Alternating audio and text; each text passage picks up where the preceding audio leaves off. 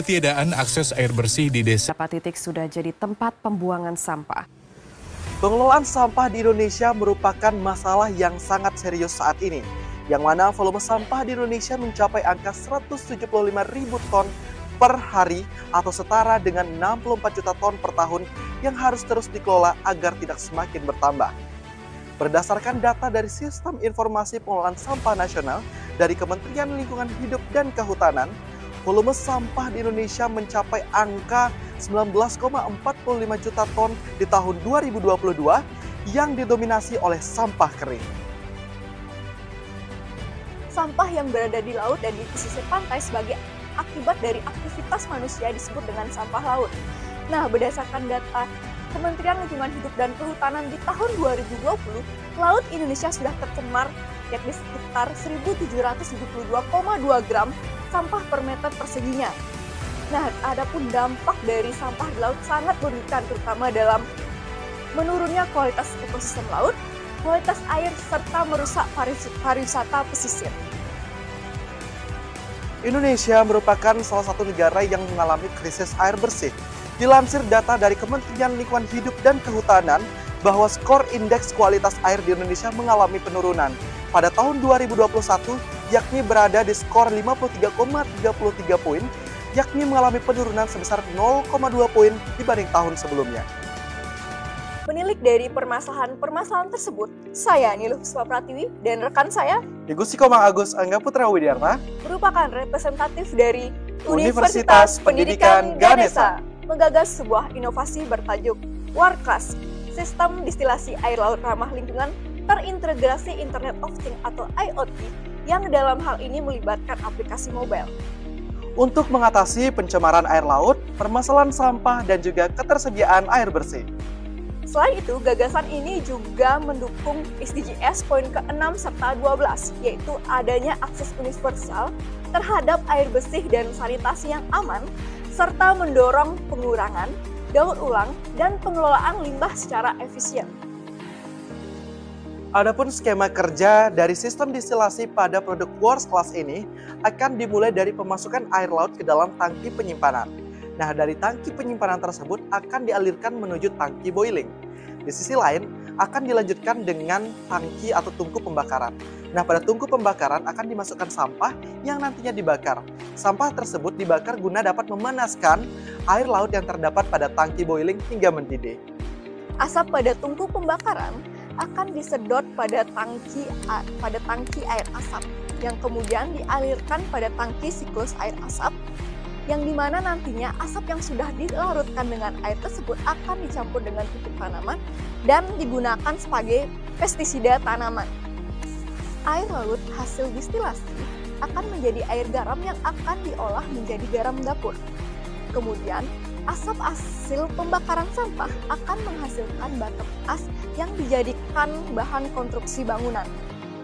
Pembentukan uap air pada tangki penyimpanan air akan dialirkan ke dalam dua tangki yang berbeda yang melewati sensor pH air, di mana nantinya air ini akan dibedakan menjadi dua, yakni air yang sudah layak diminum serta air tawar biasa. Desain fisik dari alat sistem distilasi ini menggunakan bahan logam stainless steel sehingga tidak mudah mengalami korosi. Selain itu, bahan bakar yang digunakan pun bahan bakar sampah sehingga mengurangi polusi sampah di lingkungan sekitar. Dan sistem distilasi ini juga tidak terpengaruh cuaca dan lingkungan tempat beroperasinya alat ini. Dikarenakan pengendalian asap yang sudah dilakukan, maka sistem WarClass ini sudah pasti sangat ramah lingkungan. IoT atau Internet of Things adalah suatu konsep di mana berbagai perangkat yang bersifat fisik ataupun objek yang tidak terhubung secara tradisional ke internet dapat terhubung dan saling berkomunikasi dengan melalui jaringan internet. Implementasi Internet of Things atau IoT pada sistem WarClass yaitu menggunakan aplikasi mobile, di mana menjembatani antara pengguna dan juga sebuah sistem.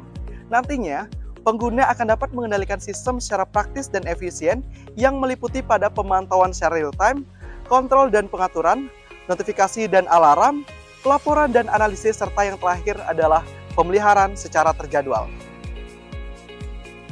Nah, adapun user interface dari aplikasi WordPress yang terintegrasi dengan Internet of Things atau IoT, yakni pada tampilan awal, dibuat dengan tampilan yang elegan sehingga pengguna mudah untuk memahaminya.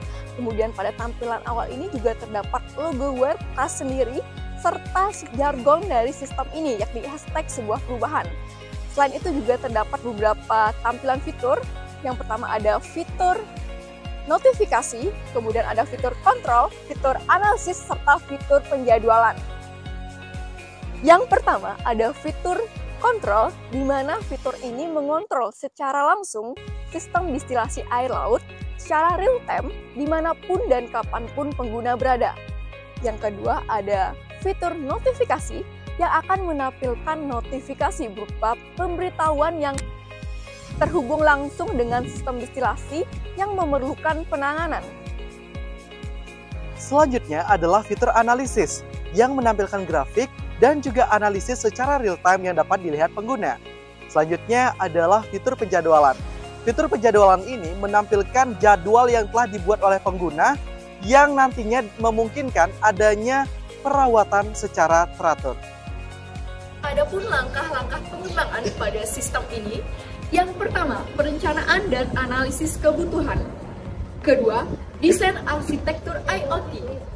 Ketiga, pengembangan aplikasi mobile. Keempat, koneksi ke sistem distilasi. Kelima, pengujian dan validasi. Keenam, penyediaan dan peluncuran. Dan yang terakhir adalah pemeliharaan dan peningkatan. WordPress merupakan sistem distilasi air laut ramah lingkungan yang terintegrasi dengan teknologi Internet of Things atau IoT yang dalam hal ini melibatkan aplikasi mobile. Nah, gagasan ini ditujukan untuk mengatasi permasalahan sampah, pencemaran air laut, serta kekurangan air bersih.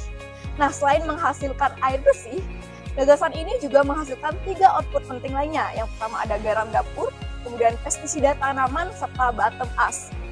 Nah, sistem ini juga memiliki sifat ramah lingkungan sehingga cocok digunakan dimanapun.